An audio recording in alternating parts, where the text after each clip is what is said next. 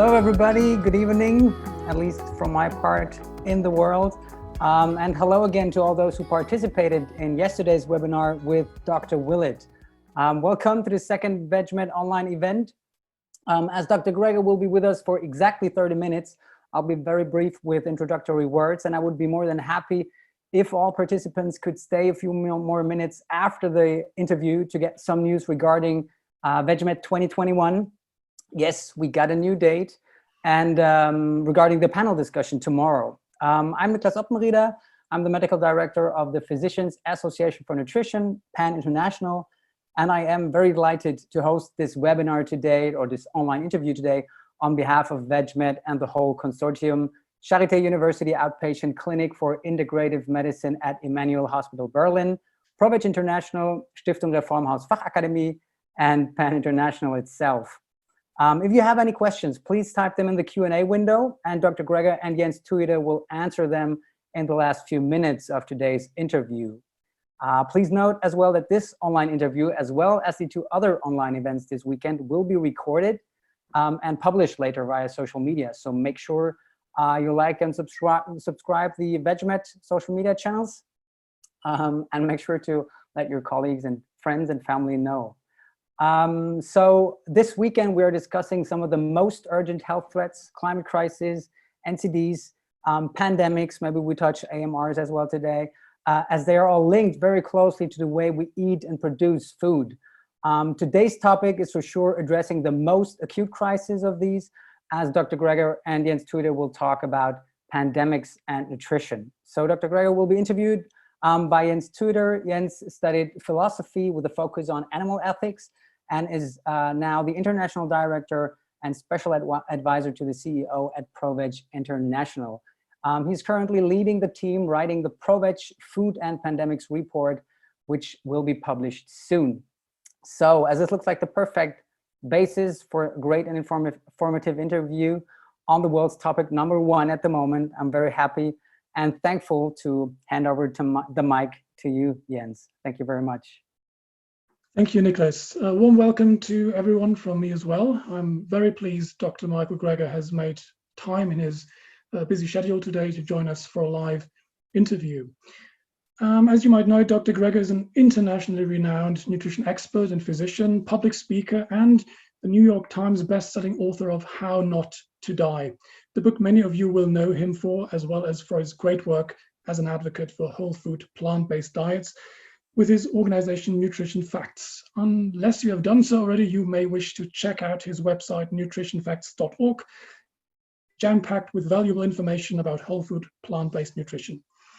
What some of you may not have known, though, is the fact that Dr. Greger spent more than a decade of his career in public health research, specializing on emerging infectious diseases, to which, of course, COVID-19 belongs. This makes him the perfect expert for the current situation. After having taught us how not to die, he will today also shed some light on how to survive a pandemic. Welcome, Dr. Greger, and thank you so much for being on our webinar series. I'm so glad to be here. I'm sorry I couldn't be with everyone in person. I was really looking forward to VegMed this year. Thank you so much. So let's dive straight in. You've been doing research on emerging zoonotic diseases for quite a while. In 2006, you already published a book called The Bird Flu, A Virus of Our Own Hatching. And I've recently watched one of your talks on pandemic prevention dating back to 2013, where you literally predicted the current crisis in all its devastating detail. So being the expert that you are, COVID-19 probably didn't come out of the blue for you, did it? But why did your analysis and advice go unheeded? You must be feeling quite a bit like Cassandra, probably. The entire public health community feels the same way. I mean, predicting another pandemic is like predicting the sun will come up the next day. I mean, we know pandemics are always a matter of when, not if.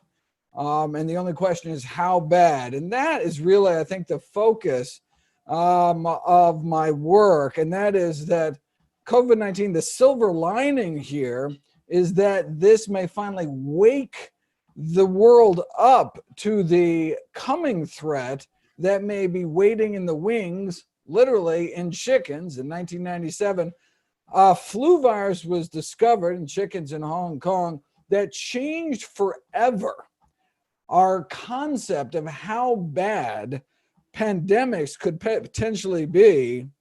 And that is a virus H5N1 killing over half the people it infects. The current leading threat for the next pandemic is a bird flu virus known as H7N9, killing about 40% of the people it infects. So imagine billions infected and 40% of people dying. No one was interested in hearing about this very real threat, but now perhaps, as we look around the world, the countries best able to deal with this were ones that had previously suffered SARS outbreaks like Taiwan and Singapore, South Korea, a MERS outbreak in 2015, South Korea as well. And so that gave them a level of preparedness that enabled them to better weather the storm now. Likewise, COVID-19 may give the wake-up call that's necessary to really rethink how we raise animals for food, which is putting up at risk for the next deadly flu outbreak. Right. What I keep noticing in all these debates about the causes of COVID-19 and how to prevent future pandemics, ironically, food and our animal-based food system receive only very limited attention, and people still fail to make this connection between food and pandemics. From what I understand, there are actually three behaviors related to our animal-based food choices increasing pandemic risks. So first, there is the destruction of wild animals' natural habitats and the decline of biodiversity, which both are massively driven by animal agriculture, of course. Then there is the use of wild animals for food, and of course, the use of domesticated animals for food in animal agriculture, creating this perfect breeding grounds for pandemics. Could you elaborate on this connection and also on the relevance of these three pieces of the puzzle a bit more, maybe? And in the current crisis, it's actually a fourth piece of the puzzle, which really fits in perfectly with what VegMed has been working upon. The fact that look at the major predisposing underlying conditions that increase one's risk for a severe case of COVID-19. Type 2 diabetes, obesity, heart disease, hypertension. Each of these diseases can be prevented, arrested, and even reversed with a healthy enough diet centered around whole plant foods. So even in the context of this pandemic, it's not just chronic disease risk that can be ameliorated by eating and living healthy, but also the risk of one dying from infectious diseases as well. If you remember my chapter 5 of How Not to Die was how not to die from infections, and it follows the very same trajectory. But to address your original question, indeed, most re-emerging diseases come from the animal kingdom. These are zoonotic diseases. You say, wait a second, we domesticated animals thousands of years ago. Why now? What has been happening over the last half century to lead to this unprecedented acceleration of the rate of emergence of disease? You mentioned a number of risk factors such as deforestation, the bushmeat trade, which led to the emergence of HIV, the wildlife trade, and these live animal wet markets, which led to the emergence of SARS, COVID-19. And then how we treat animals raised for food. Remember, bovine spongiform encephalopathy, mad cow disease, because we turned herbivores into, cannibals and carnivores by feeding them slaughterhouse waste, blood, and manure. And look, if you look at our last pandemic, 2009 H1N1 swine flu didn't arise from some backwater wet market in Asia, but was largely made in the USA on industrial pork operations. Thankfully, that was just a so-called category 1 pandemic, killing only about 500,000 people. We may not be so lucky next time. The last time a bird flu virus jumped species and infected people directly and caused a pandemic, it triggered the worst human tragedy of all time, the 1918 pandemic, which killed upwards of 50 million people. And the same, from the point of view of the virus, the same trench warfare conditions that led to the emergence of this flu virus of unprecedented lethality exists today in every industrial chicken shed, in every industrial egg operation, crowded, confined, stressed, but by the billions, not just millions. So, we may be one bush meat meal away from the next HIV, one pangolin plate away from the next killer coronavirus, and one factory farm away from the next deadly flu. You know, it may take a, you know, we don't tend to shore up the levees until after the disaster, but sadly it may take a pandemic with a virus like H5N1 that wipes out millions before we, you know, realize the true cost of cheap chicken. Right. Let's take a look at the solution landscape, Dr. Greger. Your new book, How to Survive a Pandemic, Overcoming COVID-19 and Preventing the Next Deadly Outbreak, is now available for pre-order as both an ebook and an audiobook. So congratulations on this most timely and relevant publication. What I like about it is the two-pronged approach about survival on the one hand and prevention on the other hand. Maybe let's start with the survival part. Would you like to share some of the tips on how to survive a pandemic? Are there certain kind of nutrients or foods that you would especially recommend eating in times of COVID-19? Unfortunately, we don't know enough about this disease to know what parts of the immune system we want to ratchet up or down. So, for example, there is amazing data, which I've documented. I have over 100 videos addressing immune function and nutrition on nutritionfacts.org. And extraordinary research, like double-blind, randomized controlled trials, very rare in the dietary world, showing things like broccoli sprouts can dramatically decrease influenza virus loads in the nose, decrease virus-induced inflammation, boost antiviral natural killer cell activity. But again, we're not talking about the flu here. We're talking about COVID-19, and it's a new virus. We have no idea what we do or do not want our immune system to be doing right now. We know, some of the people dying from this disease are dying in, so-called cytokine storms. The second week of symptoms where it's really not the virus causing damage, but people's own immune systems. The immunosuppressed do not seem to be at higher risk for this disease. And since most of the lung damage may be done by our own immune system attacking our lungs, in this kind of virus-triggered overreaction, we want to be very careful about, eating specific foods or specific diets to modify parts of our immune system because we simply don't know enough. So it really just comes back to common sense measures to take care of ourselves, which is getting enough sleep, stress management, exercise, a healthy diet centered around whole plant foods to decrease the risk of these comorbidities. But until we know more, we don't want to, there aren't specific supplements or foods that have been proven and shown effective. I talk about zinc, I go into a number of things, and talk about the pros and cons, but we don't know yet the best way to manage this illness. Right, taking a bit more of a preventive perspective, a lot of focus is on emergency response at the moment, quite understandably so. But looking into the future, do you feel that experts and decision makers are also looking into pandemic prevention rather than only preparedness? So into the causes rather than only the effects. How can we address the root causes of the current crisis to prevent future ones? Yeah, unfortunately, the attention has not yet shifted which is understandable given the current crisis.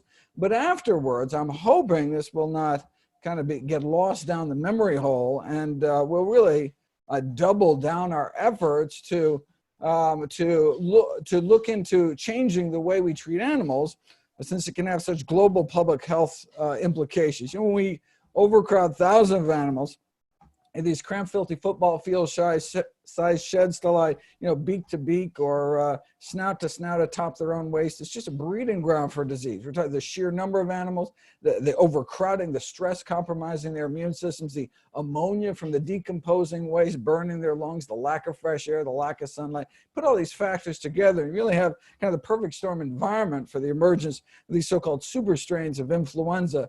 So these so-called factory farms are really a public health menace. What can we do? Well, we can give these animals a little breathing room. They're the ones who need a little social distancing. Even measures as simple as providing straw for as bedding for pigs so they don't have the immunosuppressive stress of lying on bare concrete their whole lives has been shown to significantly decrease swine influenza rates.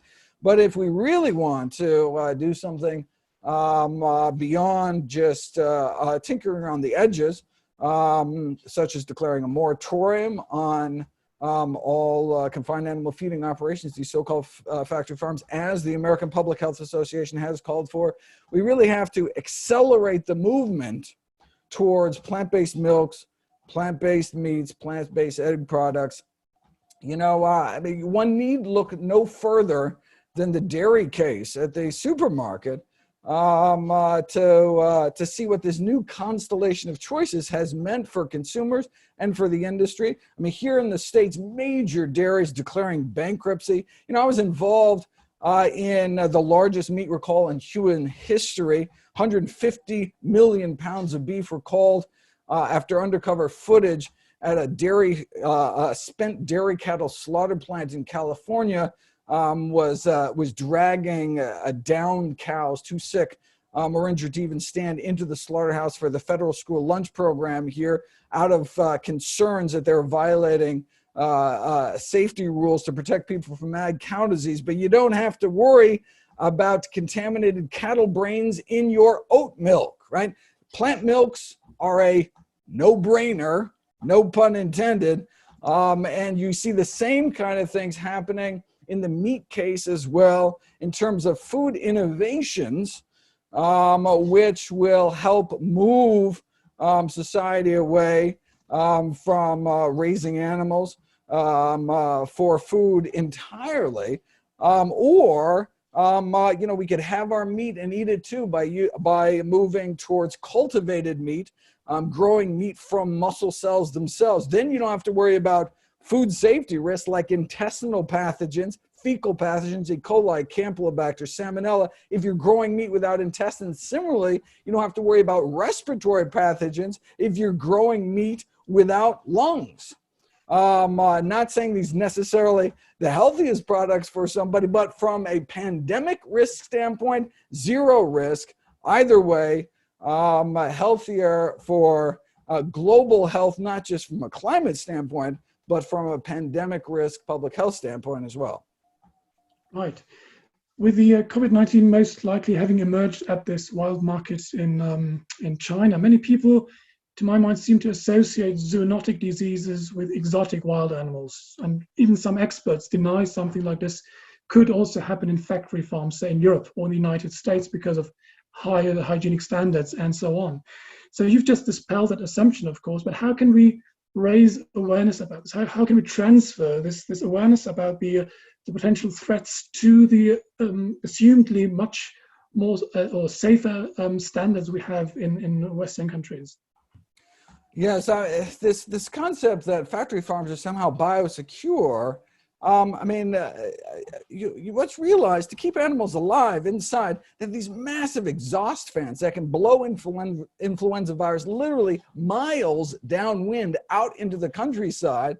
It can be carried by flies. It can be carried by rodents. There's just no way you can keep a fly out of a hog cave. I mean, it's wishful thinking. In fact, just a few years ago, we had you had one of the largest bird flu outbreaks in history here in the United States, with a series of H5 viruses killing about 50, leading to the deaths of 50 million chickens and turkeys, which is what Eurasia has been facing with H5N1 since 2004. And the fact that this broke out in hundreds of operations across 20 different states here shows how lax the biosecurity is, how it could ever really be when you crowd so many thousands or even millions of animals at a single operation.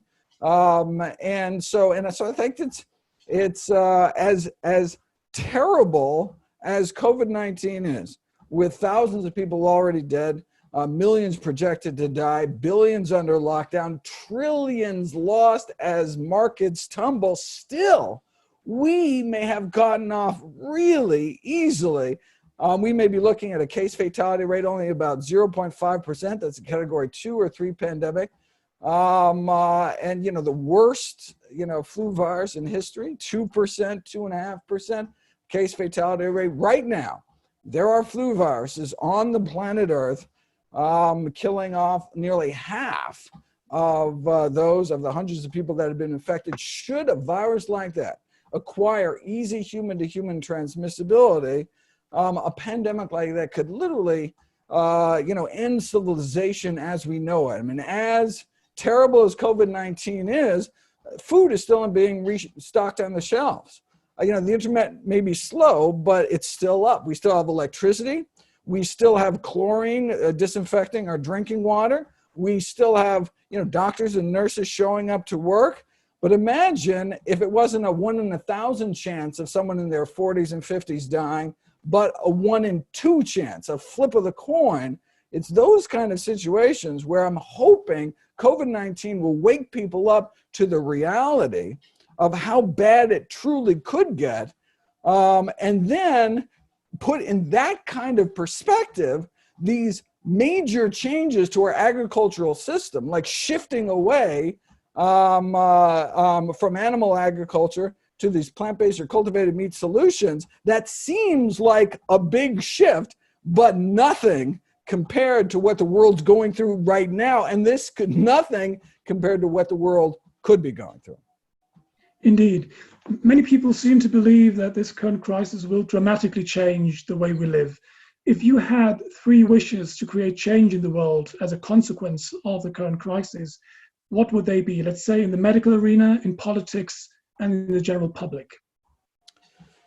Wow. Well, certainly. So, pandemic preparedness. I mean, we could see with the global supply chains, in terms of a lack of testing reagents and swabs and protective gear.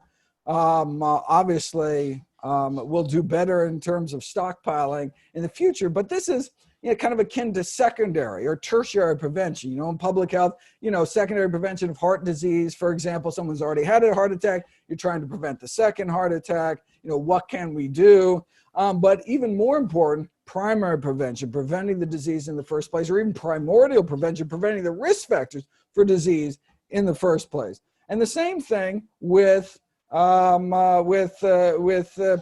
Yes, advances in vaccine technology, as so much money is being poured into novel ways to produce vaccines, may indeed help ameliorate pandemics in the first place. But let's move steps earlier in the process, in the chain, and see what we can do to prevent the emergence of these viruses in the first place.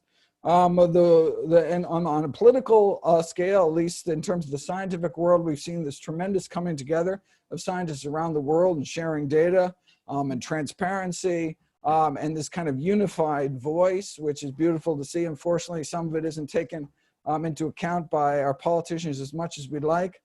The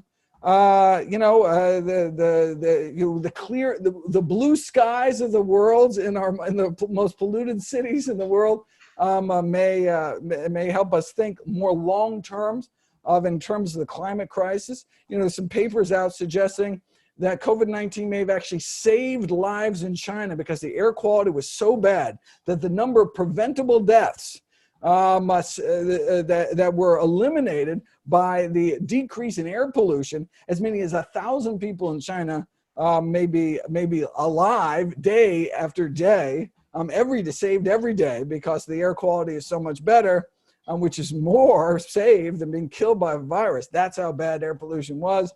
And maybe with the clearing of some of these skies, we will rethink jumping back in our cars and planes, save our jumping back in planes for really important things like VegMed. Thank you. I think we're running out of time a bit, I'm afraid. So I would like to pick at least 1 or 2 questions that our audience has for you, if you don't mind. One of the questions that is particularly relevant for this audience, I think, is how should health professionals get involved in the efforts for a sustainable food system focusing on plant-based nutrition, Dr. Greger? Well, I think it's critically important that we play the critical voice within our institutions. So the reason that I'm able to speak at ground rounds in hospitals is because there's actually someone on the inside that's able to talk to someone that invites me in. That's how I'm speaking in medical schools. That's how I'm speaking at medical conferences. And so we can use our influence, our social authority as physicians, to work in networks with other practitioners like the Physicians Association for Nutrition, to share resources, to share lectures, to bring that information in and share with our colleagues, work directly within our institutions to get healthier options in cafeterias, healthy food in the hospital. What a concept. I mean, these simple steps, I think will go a long way. We can be leaders in this fight, just as physicians were actually leaders in the fight against tobacco. The first workplaces, at least here in the States, to ban tobacco smoking were the hospitals, well before other businesses. And so we led the public health fight for healthier air. Let us lead the public health fight for healthier food, especially since chronic diseases continue to be our leading killers and will be again very soon once we squash down COVID-19. There's one other question. In your opinion, how likely or unlikely is it that COVID-19 was actually produced in a lab and escaped by incident? So it's important. There's two different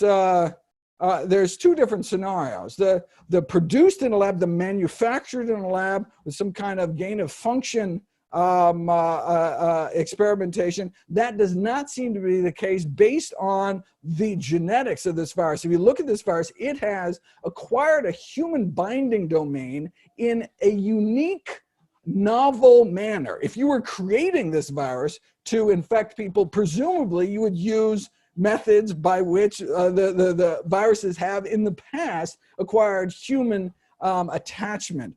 And since this is a novel method, we presume that's good evidence that someone didn't create this virus in the lab. However, that does not mean, so it appears to be of natural origin. That does not mean it couldn't be a virus of natural origin that was being looked at in a lab and then escaped a lab. But the best evidence we have against that theory is the report of positive environmental samples of this virus at the Hunan seafood market, this Wuhan market, in the area where these wild animals were traded, combined with the fact that that's where SARS came from, the first deadly coronavirus outbreak, 2002, 2003, with this intermediate species, the civet cat, here in this case, with an intermediate species, presumably the pangolin, because we have about over 90% sequence identity in that critical receptor binding domain, found in two different sets of diseased pangolins being smuggled into the country. And so there's good circumstantial evidence, combined with the fact that most of the first victims of this disease were tied back to the market. Now, of course, this is relying on reporting from the Chinese government, and there's certainly skepticism as how much we can believe the reports, particularly given their early censorship of whistleblowers, etc. But there does seem to be evidence that we are looking at a zoonotic animal to human, originated in the primordial gene pool of bats, through an intermediate species, likely pangolins, to the human population. Now, of course, animals are out of the picture. It travels from human to human. And because of global air travel, any virus anywhere is one day away from the rest of the world. That's why it's critically important to shut down these wet markets for good, end the trade in exotic animals, and change the way we raise meat. Right, we're running out of time. We also want to be mindful of your time, of course, Dr. Greger. So we need to conclude here. We've learned a lot today about the connection between animal-based food choices and pandemic risks, about the whole food plant-based diet can help reduce the impact of infectious zoonotic diseases by helping us to avoid non-communicable diet-related diseases that put us in high-risk groups, and of course about plant-based eating as a long-term pandemic risk mitigation strategy. Thank you so much for sharing your insights on this urgent and pressing topic, Dr. Greger, and thank you for being on our webinar series. It's been a great pleasure and honor. For further information, check out the upcoming ProVeg Food and Pandemics report at proveg.com. And please also visit PAN's website, pan-int.org. And now back to you, Nicholas. All right. Well, thank you very much, Jens, for this great interview, for getting all these important topics into just 20 minutes. And thank you all, of course, very much for dedicating your time to the topics of nutrition and food systems, while all of you for sure have to juggle a lot of different challenges in the current crisis. We do think that the continuous work on these subjects, especially right now, is important, as this crisis itself shows the fragility of healthcare systems and food systems as well.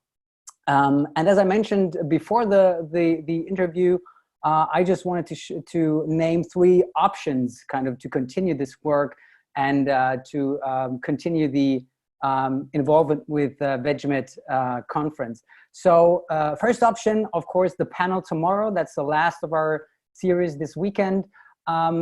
We talked about the most acute crisis today, and we will talk about the most severe crisis, the climate crisis, its impact on health and its interconnection with our food, extensively in a panel discussion tomorrow with Dr. Marco Springmann, who's the co-author of the Atlantic Report, and who has done and is still doing extensive research on the impact of food on climate change and planetary boundaries. Then there is Dr. Martin Herrmann, who's the co-founder and speaker of the initiative Health for Future and the organization behind it, KLUG, the German Climate and Health Alliance.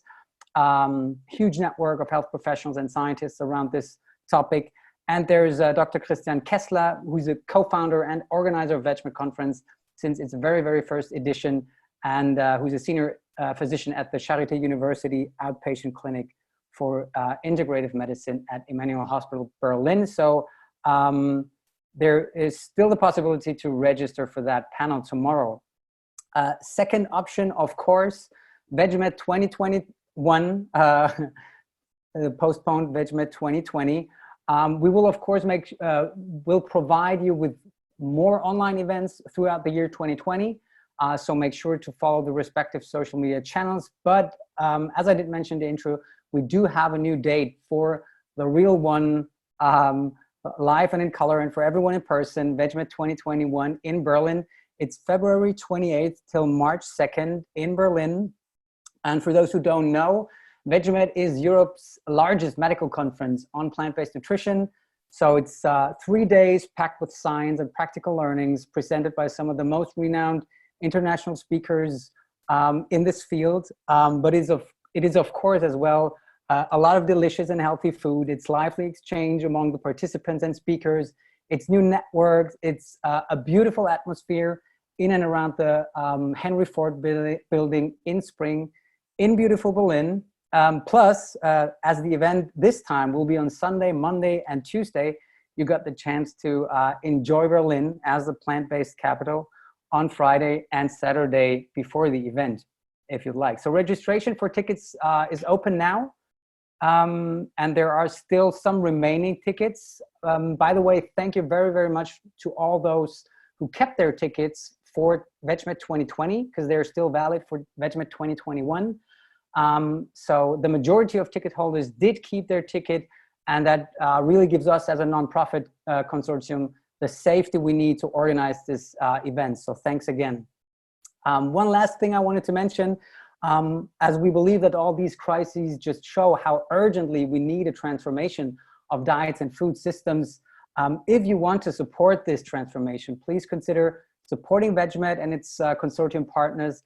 If you're a health professional, please consider joining the Physicians Association for Nutrition to make nutrition a key part of healthcare and to engage more and more health professionals in the efforts towards a sustainable food system. And by the way, Michael Greger, whom you just heard, is part of our international advisory board. So thank you all again very much for participating today. I hope you enjoyed it, and I hope we will see you at one of the next online events, or at best at VegMed 2021. Have a great day, everyone. Bye-bye.